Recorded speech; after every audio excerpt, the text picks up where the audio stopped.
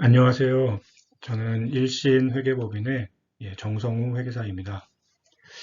오늘 이 시간은 2022년 12월 21일에 개정된 국가연구개발사업 연구개발비 사용 기준의 주요 개정 사항에 대해서 한번 살펴보도록 하겠습니다. 우선 여러 가지가 개정이 된 내용들이 있는데요. 우선 첫 번째로 연구 활동비에 해외 연구자 유치 지원비가 추가가 됐습니다. 그 내용을 살펴보면 해외 소재 기관에 소속된 연구자에게 지급하는 장려금, 체재비 등 국내 유치에 필요한 비용을 연구 활동비에 추가할 수 있도록 되었고요. 다만 계상을 할 수 있는 조건이 있는데 아래 세 가지 조건을 모두 충족하는 경우에 한해서 계상을 하실 수가 있습니다. 그 내용을 한번 살펴보면 단계 기간 중 6개월 이상 국내 거주하면서 연구 과제에 참여하는 경우. 두 번째, 참여 연구자 또는 연구개발 기관의 장과 6촌 이내 혈족 또는 4촌 이내 인척 관계가 아닐 것. 세 번째, 중앙행정기관의 장이 인정하는 경우. 이 모든 요건을 충족하는 경우에 해외 연구자 유치 지원비를 연구활동비로 사용이 가능하게끔 추가가 됐습니다. 두 번째 개정사항을 보시면요.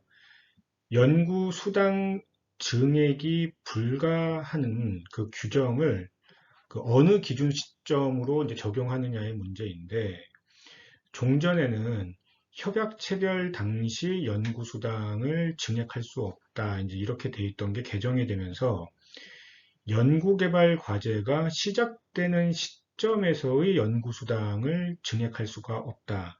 만약에 단계가 구분된 경우에는 해당 단계 기간이 시작되는 시점을 기준으로 그 해당 연구수당을 증액할 수 없다. 이제 이렇게 일부 이제 개정이 됐습니다. 세 번째 개정사항은 연구수당 증액 가능 조건이 신설이 됐습니다.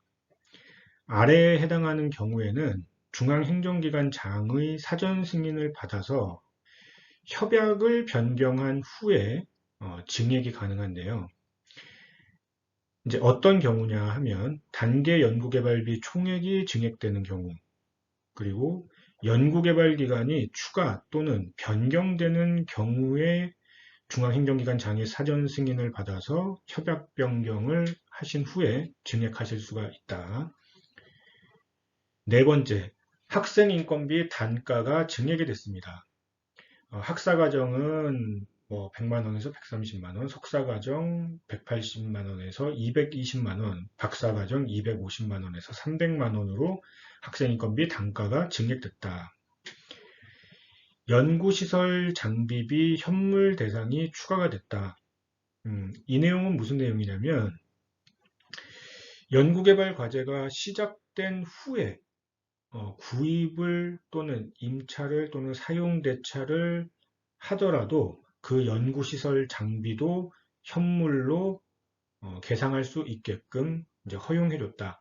그 종전에는 이제 과제가 시작되기 전에 보유하고 있어야 된다는 얘기가 있었는데 이제 개정이 돼서 과제가 시작된 후에 구입하더라도 또는 임차하더라도 그 해당 시설 장비를 현물로 계상을 하실 수가 있다. 이렇게 이제 좀 추가가 됐습니다. 다음은 연구개발비 사용계획 변경 시 사전 승인 대상이 이제 몇 가지가 추가가 됐습니다. 이제 우리가 그 협약 변경 사항이 발생이 되면 이제 승인 대상인지 통보 사항인지 이런 것들이 구분이 되는데요. 승인 대상이 이제 좀 추가가 됐습니다. 한번 살펴볼게요. 영리기관의 신규 인력에 대한 현금 계상 인건비가 감액이 되는 경우엔 사전 승인을 받는다면 이제 그 계획을 변경해서 사용을 하실 수가 있게 됐고요. 두 번째로 단계 기간의 연구수당 총액이 증가가 되는 경우 그때도 사전 승인을 받는다면 단계 기간의 연구수당 총액을 증액시킬 수도 있다. 연구시설 장비비 통합관리 개정에 적립할 금액이 변경되는 경우도 사전 승인 대상으로 되어 있고요. 아까 첫 번째 말씀드린 단계기간 해외 연구자 유치 지원비 총액이 증액되는 경우에 사전 승인 대상을 받으면 총액 증액도 가능하다. 다만 이 총액이 증액되는 사유가 환율만 변동이 돼서 증액이 되는 경우는 굳이 사전 승인 안 받아도 가능하다. 이렇게 보시면 되겠고요. 또한 종전부터 있던 사전 승인 대상인데 구체적인 내용이 좀 불분명한 부분이 있어서 이번에 좀 명확하게 좀 내용이 정리가 된 부분이 있습니다. 한번 살펴보면 종전에 이제 사전 승인 대상에 영리기관의 인건비가 변경되는 경우에 사전 승인 대상이었는데 이게 이제 뭐 참여연구원별로 인건비 변경될 때 다 승인받아야 되냐 뭐 이제 좀 그런 여러 가지 의견이 있다가 명확하게 인건비 총액이 변경되는 경우에 사전 승인을 받으면 된다. 즉 총액 변경 시에 사전 승인 받으면 되고 총액이 변경되지 않고 그 안에 세부 내용이 변경될 때는 사전 승인 대상은 아니다. 이렇게 보시면 되겠습니다. 또한 원래 계획된 3천만 원 이상의 연구시설 장비를 변경하여 구입 임차하려는 경우 이런 경우도 사전 승인 대상인데 다만 환율 변동, 물가 상승 등 불가피한 사유로 원래 계획에 반영된 금액의 20% 이내로 증감되는 경우는 제외되는 걸로 좀 추가가 됐습니다. 세 번째, 영리기관의 경우에 연구실 운영비를 원래 계획과 다르게 변경하는 경우에 사전 승인을 받도록 22년도 초에 이제 개정이 됐었는데요.